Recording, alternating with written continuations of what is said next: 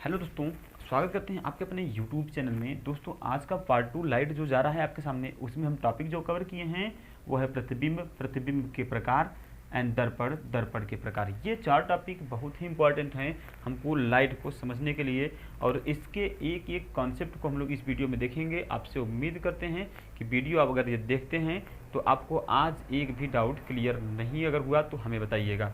तो चलिए दोस्तों, बिना देर किए हम लोग अपने वीडियो को स्टार्ट करते हैं। वीडियो में सबसे पहली जो हेडिंग है वो है प्रतिबिंब। ठीक है, किसी वस्तु से आने वाली प्रकाश की किरणें अपवर्तन या परावर्तन के पश्चात जिस बिंदु पर मिलती हैं या फिर मिलती हुई प्रतीत होती हैं, उस बिंदु पर बनी आकृति को उस वस्तु का प्रतिबिंब कहते हैं। जैसे हम आपको दिखाना चाहेंगे कि ये हमारा क्या है, एक दर्पण है, दर्पण यानी अवतल दर्पण है हमारा ये। ठीक है, आपको ये चीज़ें आगे अच्छे से मिलेंगी, लेकिन हम यहाँ प्रतिबिंब बनाना चाहेंगे। तो दर्पण का ये फोकस होता है, यहाँ हमारा कहीं वस्तु का सी होता है, वक्ता केंद्र होता है। यदि किसी वस्तु का हमने कहाँ रख रखा है, दर्पण के फोकस और वक्ता केंद्र के मध्य, तो मुख्य अक्ष से समांतर जो प्रकाश किरणें चलती हैं वो मुख्य अक्ष समांतर जाने प्रकाश किरणें मुख्य फोकस होकर चली जाती हैं। ठीक है, दूसरी प्रकाश किरणें हमारी जो होती हैं मुख्य फोकस से अगर जा रहे हैं तो ये परावर्तित होने के बाद जहाँ पर मिलेंगी वो हमारी क्या होगी, मुख्य अक्ष की समांतर होकर जाएंगी। जहाँ पे मिलेंगे वहीं हमारा प्रतिबिंब बन जाएगा। यानी जो प्रतिबिंब बनेगा हमारा, ये वक्ता केंद्र सी के बाद बनेगा, सी के बाद बनेगा। और देखिएगा जरा इसको, ये हमारा अगर ए है, ये क्या है, बी है, ये हमारा ए डैश होगा, ये हमारा क्या होगा, बी डैश होगा। तो देखो जहाँ पे ये आपतित किरण है, ये परावर्तित किरण है। ठीक है, ये आपतित है, ये परावर्तित किरण है। हमने परिभाषा ये लिख रखा है कि किसी वस्तु से आने वाली प्रकाश किरणें अपवर्तन या परावर्तन के पश्चात जिस बिंदु पर, ठीक है, जिस बिंदु पर एक दूसरे से मिलती हैं, उस बिंदु पर बनी आकृति जो होती है वही उस वस्तु का प्रतिबिंब होता है। ठीक है, यानी देखिए तो हमारा ए बी जो है वो क्या है, वस्तु है, वस्तु, और ए डैश बी डैश जो है क्या है, वस्तु का प्रतिबिंब है भैया, इमेज है, प्रतिबिंब। ठीक है, तो अब ये तो हमारा दर्पण से है। अगर यही बातें करते हैं अपवर्तन के लिए तो हम लेंस के लिए देख सकते हैं। ये देखिए अपवर्तन के मतलब लेंस देख सकते हैं। हो सकता है आपके दिमाग में भाई अपवर्तन क्या होता है, तो देखो लेंस का हमारा ये ऑप्टिक्स होता है, प्रकाशीय केंद्र होता है। यंत्र का हमारा क्या होता है, F1 होता है, F2 होता है, ये क्या होगा, F1 होगा। अगर हमारा लेंस यहाँ से कोई वस्तु, मान लो चलो सपोज दैट हमने यहाँ वस्तु को रखा, कहाँ F1 इसके बीच में, यहाँ से कोई प्रकाश किरणें ऐसे गई मुख्य अक्ष के समांतर लेंस से ये अपवर्तित होंगी, फोकस होकर चले जाएंगे। और यदि हम एक प्रकाश किरण कहाँ से गुजार दें, इसके प्रकाशीय केंद्र से, तो ये प्रकाशीय केंद्र किरणें सीधी निकल जाती हैं और जहाँ पे एक दूसरे को काटेंगी वही हमारा प्रतिबिंब बनेगा। अब देखो ये अपवर्तन के बाद हुआ, ये परावर्तन के बाद। तो हमने यही बोल रखा भैया कि किसी वस्तु से आने वाली प्रकाश किरणें अपवर्तन या परावर्तन के पश्चात जिस बिंदु पर मिलती हैं या फिर मिलती हुई प्रतीत होते हैं, उस बिंदु को हम बनी आकृति को क्या बोलेंगे, प्रतिबिंब बोलेंगे। ठीक है, अब बातें आती हैं कि प्रतिबिंब कितने प्रकार का होता है, तो हम नया हेडिंग डालेंगे प्रतिबिंब के प्रकार, प्रतिबिंब के प्रकार। ठीक है, प्रतिबिंब के प्रकार के हेडिंग डालते हैं और लिखते हैं इसके बारे में हम लोग, प्रतिबिंब के प्रकार कितने होंगे। तो दोस्तों 2 प्रकार का होगा। फर्स्ट होगा आपका आभासी, पहले चलो वास्तविक लिख लेते हैं, वास्तविक प्रतिबिंब, प्रतिबिंब। सेकंड होगा आपका आभासी प्रतिबिंब, आभासी प्रतिबिंब, प्रतिबिंब। ठीक है, फर्स्ट एंड सेकंड। देखो वास्तविक प्रतिबिंब जो होता है वो होता है क्या, यदि अपवर्तन या परावर्तन के बाद, ठीक है, अपवर्तन या परावर्तन के बाद जो किरणें, दोनों किरणें वास्तव में जैसे देखो यहाँ पे वास्तव में एक दूसरे को काटें तो बनने वाला प्रतिबिंब, तो बनने वाला प्रतिबिंब वास्तविक होगा। ठीक है, और ध्यान दीजिएगा यदि कोई प्रतिबिंब वास्तविक है तो वो हमेशा उल्टा होता है। ठीक है, आगे सब कुछ आपको दिख जाएगा। अब बातें करते हैं सेकंड, आभासी प्रतिबिंब। ठीक है, आभासी प्रतिबिंब क्या होता है, यदि अपवर्तन या परावर्तन के पश्चात, यानी अपवर्तन व परावर्तन के पश्चात प्रकाश किरणें, ठीक है, प्रकाश किरणें यदि एक दूसरे को वास्तव में न काटें और आभासी रूप से काटें तो बना प्रतिबिंब आभासी प्रतिबिंब होगा। ठीक दोस्तों, वह प्रतिबिंब क्या होगा? आभासी प्रतिबिंब होगा। तो हमने देखा प्रतिबिंब क्या है वो दिखा दिया आपको, प्रतिबिंब के प्रकार दिखा दिया। प्रतिबिंब का आभासी प्रतिबिंब कैसे होता है ये देखिए, यदि कोई प्रकाश किरणें दर्पण से परावर्तन या अपवर्तन के पश्चात वास्तव में एक दूसरे को ना काटें, यानी इमेजिन किया जाए कि ये काट रही हैं, तो ये इमेज क्या बनेगा? आभासी इमेज बनेगा। अगर आपको दिक्कत है तो हम आपके लिए एक फिगर बना देते हैं आभासी इमेज का। ये देखो वास्तविक इमेज तो ये है भाई, परावर्तित किरणें वास्तव में एक दूसरे को काट रही हैं। हम आपको यही बनाते हैं आपका आभासी प्रतिबिंब कैसे बनता है। फिर आगे हम आपको नया टॉपिक ले चलेंगे, क्या? दर्पण पर। देखिए आभासी प्रतिबिंब क्या होगा वो आपको दिखाना चाहेंगे यहाँ पे। आभासी प्रतिबिंब बनाने के लिए हम लेते हैं आपका उत्तल दर्पण। ठीक है, उत्तल दर्पण ये रहा हमारा, ऐसा दर्पण जिसके दबे हुए तल पर प्रकाश का लेप किया जाए तो हमारा दर्पण जो बनेगा वो बनेगा उत्तल दर्पण। ठीक है, उत्तल दर्पण का हमारा फोकस ये रहा, इसका वक्ता केंद्र सी रहा। और यदि आपको पता है दर्पण थोड़ी सी नॉलेज है तो वस्तु हमेशा दर्पण के लेफ्ट साइड रखा जाता है। अब यहाँ से प्रकाश किरण ऐसे चली, ठीक है, आपतित प्रकाश किरण हुआ, ये प्रकाश किरण सीधे इसका परावर्तित हो जाएगी। यानी दर्पण हमने अपारदर्शी बना रखा है, इसलिए यह प्रकाश किरणें सीधे नहीं जा कर पाएंगे। तो ये प्रकाश किरणें ऐसा इमेजिन किया जाएगा मुख्य फोकस से होकर आ रही हैं। ठीक है, यानी इधर से गया। अब हमारे पास दूसरा ऑप्शन है कि हम इस प्रकाश किरण को प्रकाशीय केंद्र से वक्ता केंद्र से गुजार दें, तो ये प्रकाश किरण वक्ता केंद्र से जो जाती हैं वह सीधे अपने पथ पर जाती हैं, उसी माध्यम में लौट आती हैं। अब देखो ये किरण अभी गई फिर लौट गई, और जहाँ पे अपवर्तित किरणें काटती हैं, परावर्तित किरणें काटती हैं, वहीं प्रतिबिंब बनता है। तो देखो रियल में ये किरणें नहीं गई हैं, हमने आभास किया है, क्योंकि किरणें ऐसे रियल नहीं जा सकती हैं कि हमने इधर लेपित कर दिया है, प्रकाश का यहीं से परावर्तन हो जाएगा। लेकिन ऐसा महसूस होगा कि किरणें कहाँ से आ रही हैं? दर्पण के फोकस और प्रकाश वक्ता केंद्र से। तो यह जो प्रतिबिंब बनेगा यहाँ बनेगा, और प्रतिबिंब कैसा होगा? आभासी होगा। ठीक है दोस्तों, आभासी प्रतिबिंब हमने यही परिभाषा लिखाया है, यदि अपवर्तन या परावर्तन के पश्चात किरणें एक दूसरे को वास्तव में न काटें और आभासी रूप से काटें तो प्रतिबिंब जो होगा हमारा आभासी प्रतिबिंब होगा। ठीक है, चलिए अब नया जो टॉपिक हमारा है वो है दर्पण। दर्पण क्या है?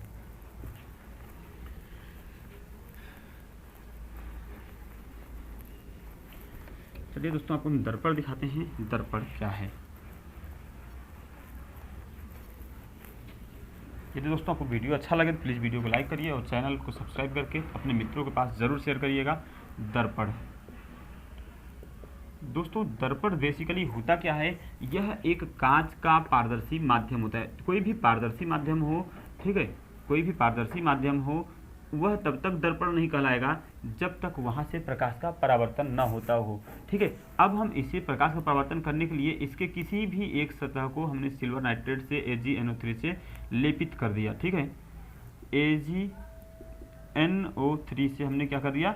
लेप लगा दिया, NO3 का लेप लगा दिया। अब जब लेप लग जाएगा तो इसके एक सतह को हम अपारदर्शी बना देते हैं और दूसरी सतह को परावर्तक सतह बना देते हैं। ठीक है, इस तरफ सतह को हम बोलेंगे अपारदर्शी सतह। अपारदर्शी सतह मतलब यहाँ से प्रकाश किरणें उस पार नहीं जा पाएंगी। ठीक है, जैसे ये बोर्ड है, अगर हम यहाँ से कोई टार्च जलाएंगे तो प्रकाश किरणें बोर्ड के पीछे नहीं जाएंगी, हमारी अपारदर्शी सतह हो गया है। अब दूसरी बातें करते हैं कि इसके जो इधर का सतह होगा, इधर के सतह से प्रकाश का परावर्तन होगा, इसलिए इस सतह को बोलेंगे परावर्तक सतह। तो देखो हम परिभाषा कैसे बनाते हैं दर्पण का? ऐसा कोई पारदर्शी माध्यम जिसके एक सतह को हम लेपित कर देते हैं सिल्वर नाइट्रेट से और दूसरे सतह से प्रकाश का परावर्तन होता हो, इस सिस्टम को हम बोलेंगे दर्पण। ठीक है, तो दर्पण क्या होता है? ऐसा पारदर्शी माध्यम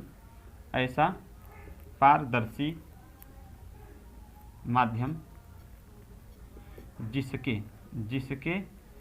एक सतह को लेपित कर दिया जाए और दूसरे सतह से प्रकाश का परावर्तन होता हो उस निकाय को दर्पण कहते हैं। ठीक है, दर्पण कहते हैं। तो दोस्तों दर्पण क्या है, हमने पहले आपको बता दिया कि यह एक कोई पारदर्शी माध्यम है जिसके एक सतह को हम सिल्वर नाइट्रेट से लेपित कर देते हैं और दूसरे सतह से प्रकाश का परावर्तन होता हो, उस निकाय को हम बोलेंगे दर्पण। अब बातें होंगी दर्पण के प्रकार क्या होती हैं। ठीक है, दर्पण के प्रकार की बातें करते हैं। तो आइए दर्पण के प्रकार।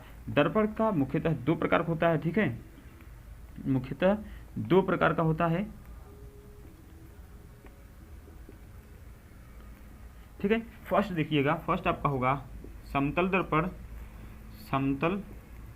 दर्पण एंड सेकंड होगा आपका गोलीय दर्पण। देखो भैया, समतल दर्पण जिसमें कोई स्पेसिफिकेशन नहीं, गोलीय दर्पण जो फिर से दो भागों में बट गया है हमारा। एक होगा हमारा अवतल दर्पण, दूसरा होगा का उत्तल दर्पण। चलिए एक एक करके हम लोग पहले समतल दर्पण देखते हैं, समतल दर्पण विशेषताएं देखते हैं, फिर हम देखेंगे गोली दर्पण, फिर गोली दर्पण में अवतल उत्तल दर्पण दोनों देख लेंगे। तो चलिए हम इसको इरेज करना चाहते हैं। ठीक है,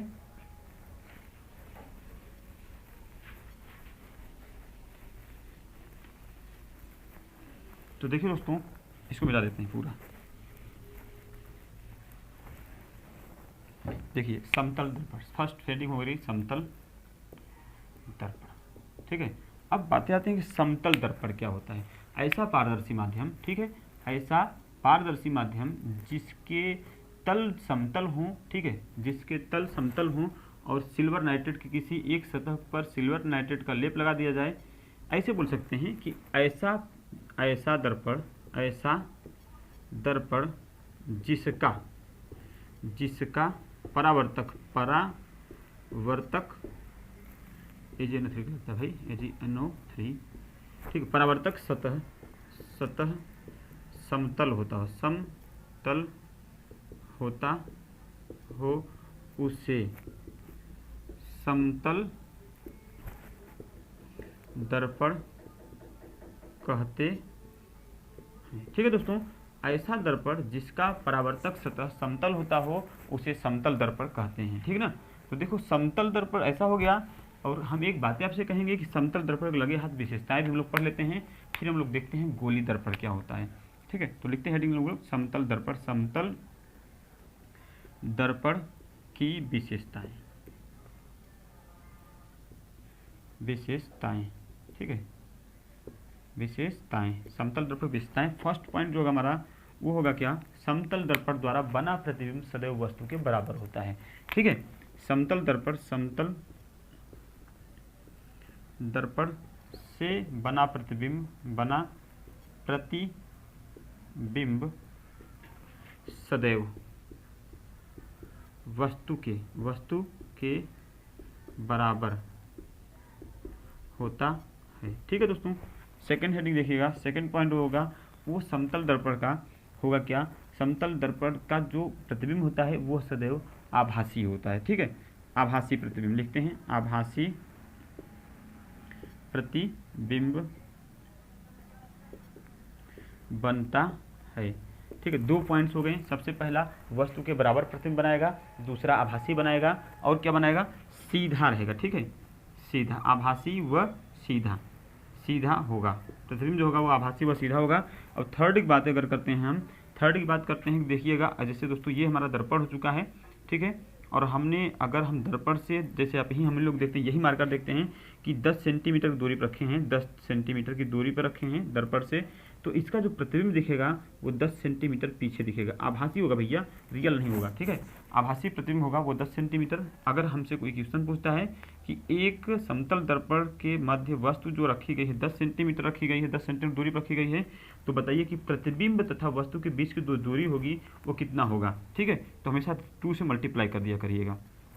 2 से मल्टीप्लाई का मतलब समझते हैं 2 टाइम्स, क्योंकि 10 सेंटीमीटर दूरी पर वस्तु रखी गई है, 10 सेंटीमीटर पीछे हमारी प्रतिबिंब बन रही है, यानी जो वस्तु और प्रतिबिंब के बीच की दूरी होगी वो क्या होगी, 20 सेंटीमीटर होगी। ठीक है, तो इससे यह स्पष्ट होता है कि भाई समतल दर्पण में जितनी दूरी पर वस्तु होता है प्रतिबिंब दर्पण से उतने ही दूरी पर बनता है। तो ये समतल दर्पण की 3 बहुत महत्वपूर्ण विशेषताएं हैं। चलिए अब हम लोग देखते हैं गोलीय दर्पण क्या होता है। ठीक है, चलिए दोस्तों इसको मिटा देते हैं, गोलीय दर्पण देख लेते हैं।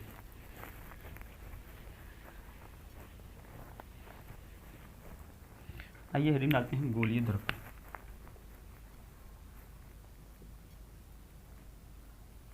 ठीक है, गोलीय दर्पण। अब बातें करते हैं गोलीय दर्पण होता क्या है। सबसे पहले हम करेंगे कांच का खोखला गोला होगा। ठीक है, कांच का खोखला गोला होगा, इससे हम काट करके बनाएंगे गोलीय दर्पण।